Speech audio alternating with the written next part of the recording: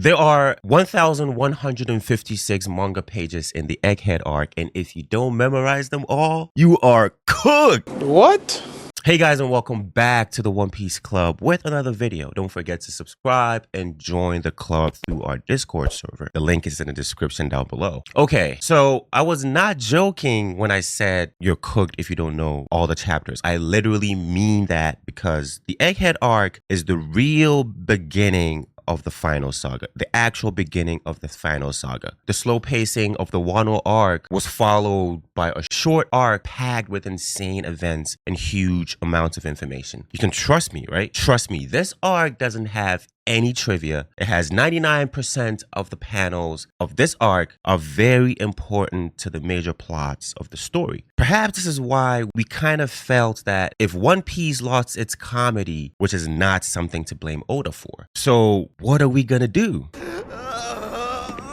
Don't worry, I got you. I got you. Your boy got you. As the title of this video says, I'll be giving you guys a compact recap, very important arc in a way that is easier than what we've been used to. You know, like instead of following the chronological order of events, with respects to the chapters, I made it so that we can talk about every plot line individually. And I think that there are about 5 big plot lines in this arc that we need to discuss in detail. There's the main plot line of the Egghead incident, in which we will recap the important events that took place on the island and the battle. So all the action is grouped together to allow us to focus on the remaining plot lines. Now, this is the only plot line in part 1 of this recap. In the second part, we will dive into the Kuma and Bonney plotline, the Vegapunk plotline, the Revolutionary Army plotline, and the Void Century plotline. So don't panic or get confused if you notice that I skipped some important events like Kuma's flashback or flesh out a few things in the story. I did this because the arc was not simply about who wins the battle and whether the Straw Hats can escape or not. It was much bigger than this. Okay, so enough talking. That was a long rattle, I know. But let's start with some background to refresh our memories. So after what Crocodile and Doflamingo, Dofi did to Alabasta, the Reverie came to a decision to abolish the stupid 7 Warlord system. It's stupid for the world of One Piece, not for us, right? Don't get me wrong. The Warlords are cool, yeah, I love them and everything. Thanks to the intervention of the Seraphim, the world government no longer needed the Warlords, and they became just like any other pirate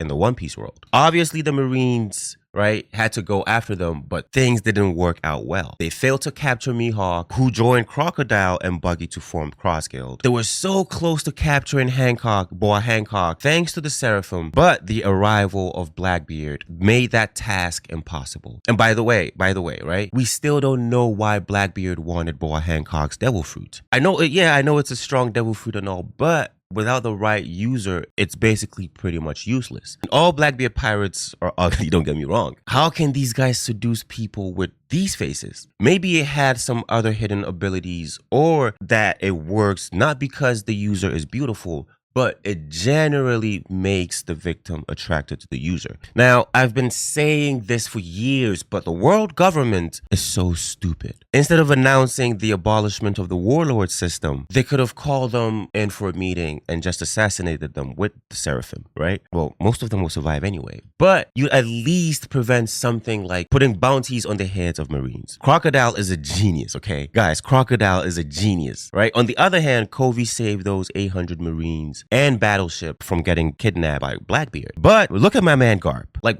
what did you gain from this, Kobe? Like, what changed? In fact, it got worse. Blackbeard went from having low quality hostages with no values to the Marines having Garp, the symbol of the Marines and their hero. I get what Kobe wanted to do, but if you're not going to have the power necessary to escape on your own, don't do this. But hopefully he learns, okay? Hopefully he learns from this experience and becomes the true hero of the Marines this time. So Blackbeard was very active after Wano. He wanted to steal Boa Hancock's devil fruit, but failed thanks to Rayleigh. He attacked the Hard Pirates at Winter Island and won. And it's sad because Oda still had to sideline these two amazing amazing characters, right? Law and Kid. And yeah, Kid lost against Shanks. It shouldn't even be called a loss, right? To me, it's kind of like a one-sided massacre. It should not even be close. It was a one-sided slaughter. That Kamusari really freaked me out. Anyway, back to Blackbeard. He now has 3 rogue poneglyphs and Garp as a hostage, whom he wants to use to negotiate with the world government. In short, he wants to build a kingdom of pirates and be its recognizing king. Talk about a pain in the ass for the world government. Before Marineford and later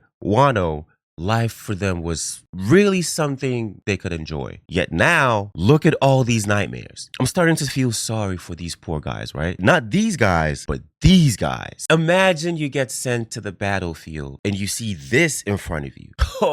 Oh my God. This. Oh, and speaking about Luffy, this guy seems to have another hidden dream that we don't know about. Why? Because after 1060 chapters, Oda. Okay, let's leave these nightmares aside and move on to our first main plot line. Egghead incident plot line. So in chapter 1061, the Straw Hats reached a winter island called Egghead, right?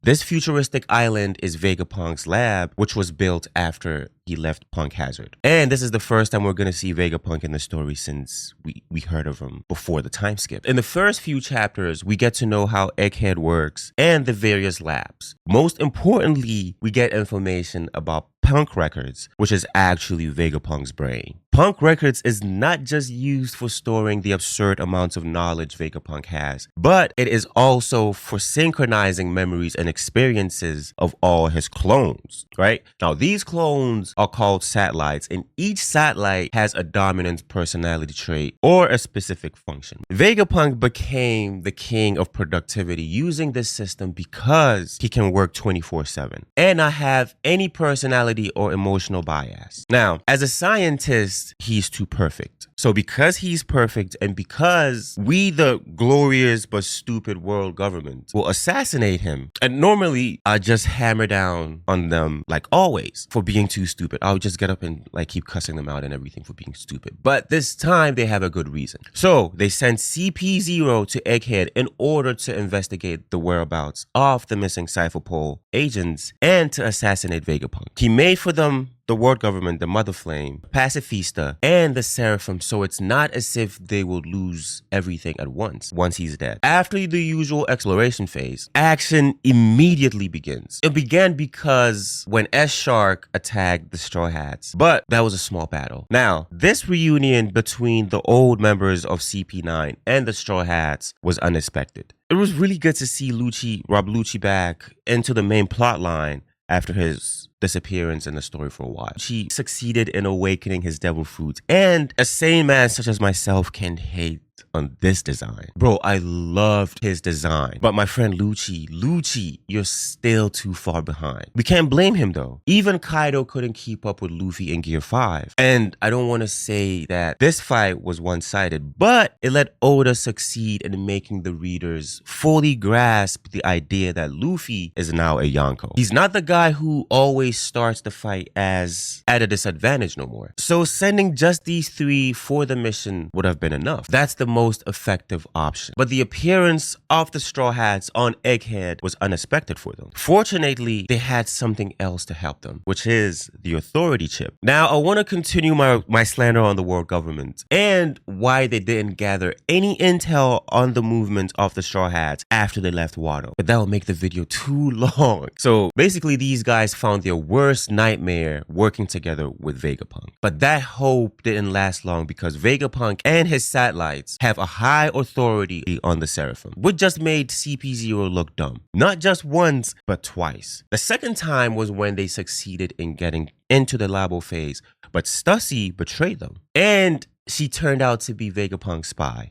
Let's break down this part. There were 3 big triggers of the famous Egghead incident. The first was Vegapunk's Void Century research. Since the time he arrived or he visited Ohara after its destruction, he's been researching the poneglyphs and the Void Sentry. The second trigger is York's betrayal, since she's the embodiment of Vegapunk's greed and desires. She wanted to become a celestial dragon, so she called the 5 elders and snitched on Stella, which is Vegapunk's main body, and offered to help them in assassinating him. The few chapters we spent with the mystery of the traitor in Egghead were truly wholesome and amazing. I still remember how I invested and I discovered the identity of the traitor. I enjoyed that a whole lot. Now, I don't have any more proof because my old channel that I made the prediction on, which was York being the potential traitor, got terminated. But we have a new channel now, so subscribe and like the video so more people can see the content.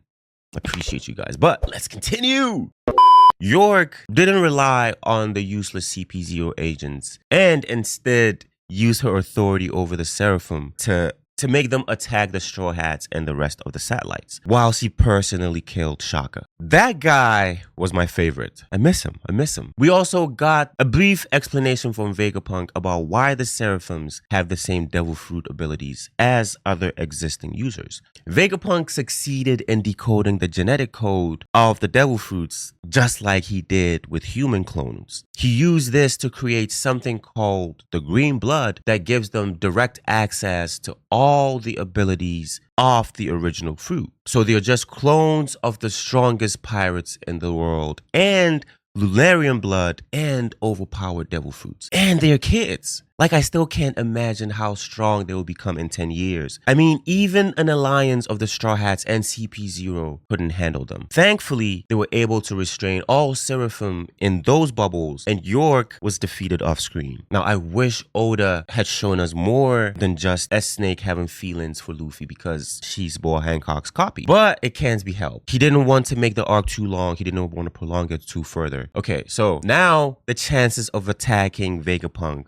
are close to 0%. And York was already planning to use him as a bargaining chip. So the world government had always been on a disadvantage. Now, this takes us on to the third trigger, which is Egghead's unexpected fighting strength and the arrival of the Straw Hats. A sneaky assassination plot won't work on these guys. So the only option was war. 100 battleships, dozens of Mark III pacifistas, 8 vice admirals, Admiral Kizaru, and St. J. Garcia Saturn himself. That is the most powerful army that was sent. And don't forget that the Mark III pacifistas are a lot stronger than the old ones. What started as a happy visit to Egghead Island turned into a survival war for the Straw Hats and Vegapunk. They have to deal with these forces invading Egghead, plus CP0 agents still inside. But of course, the world government can't just send this huge army to their own island without an excuse. The pretext for this is that Emperor Luffy kidnapped Vegapunk and the heroes are on their way to save him. They're at least good, right? They're at least good at making up stories. And I wish they were this good at beating pirates as well. Don't get me wrong, right? Don't get me wrong. I just wanted to see the protagonists in a similar situation as Enies Lobby. I think that Oda succeeded in raising the stakes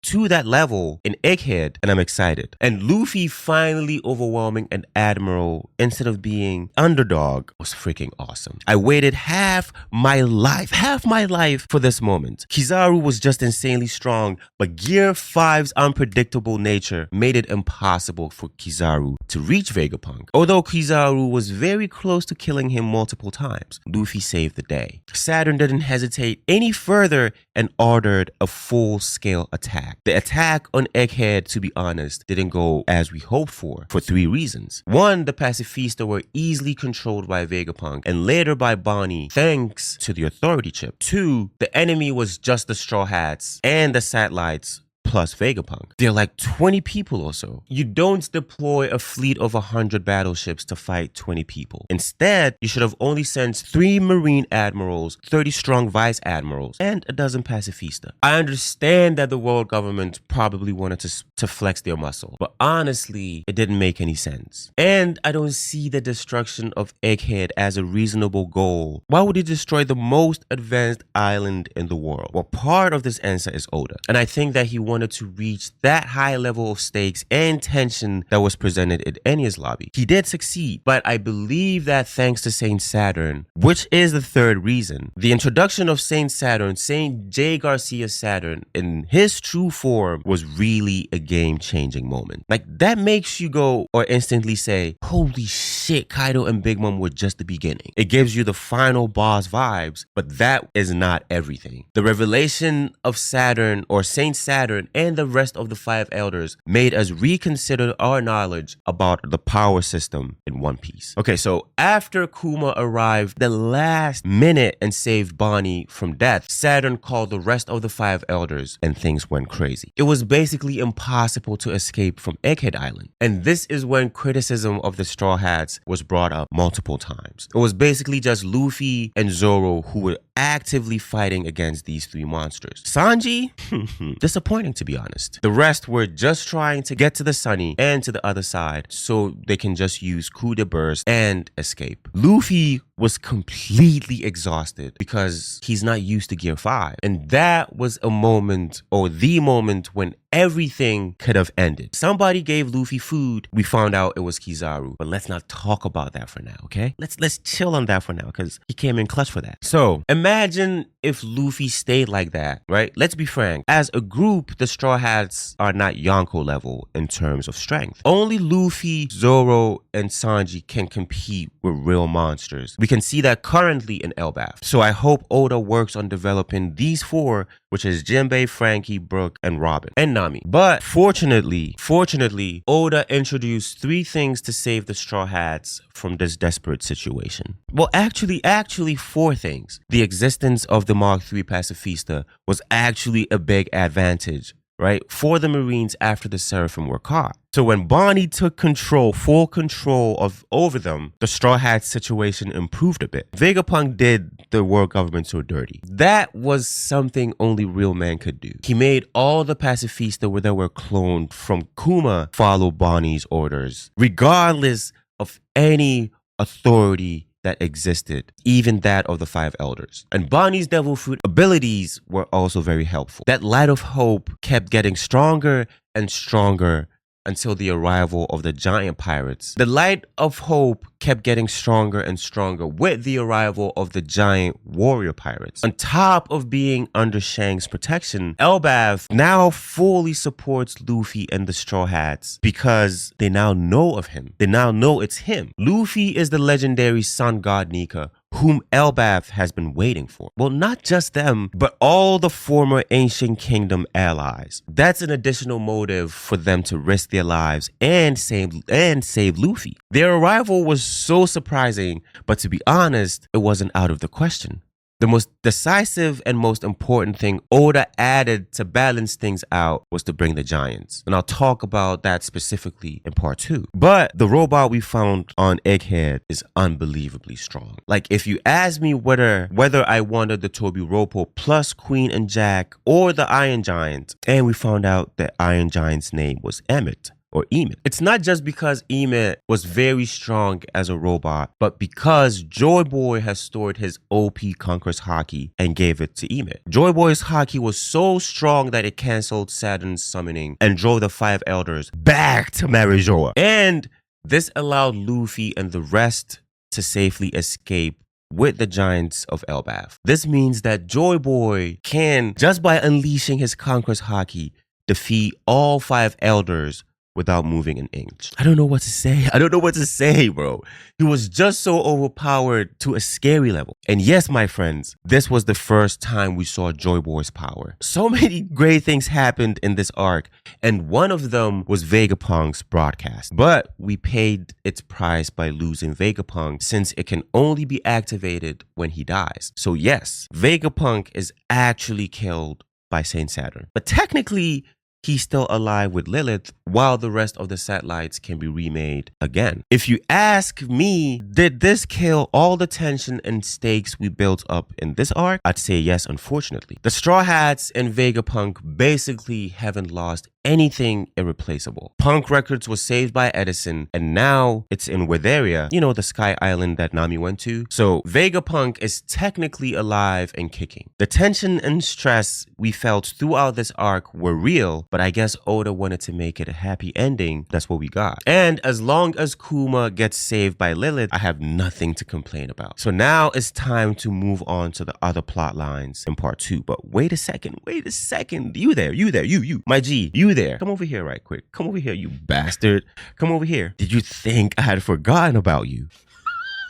Oh, you thought I forgot about you? Nah, big dog. I did not forget about you. Seeing you getting killed like this by Emu makes me forget all the pain I've been through in this arc. I gotta be honest. So Oda ended the arc, or this super great arc, with Saturn evaporating and Garling joining the ranks of the 5 elders. But that's not the end of the recap. I'll see you guys in the next part, and make sure to subscribe by then because we're about to kick things up a notch. Anyway, I love you guys. Peace.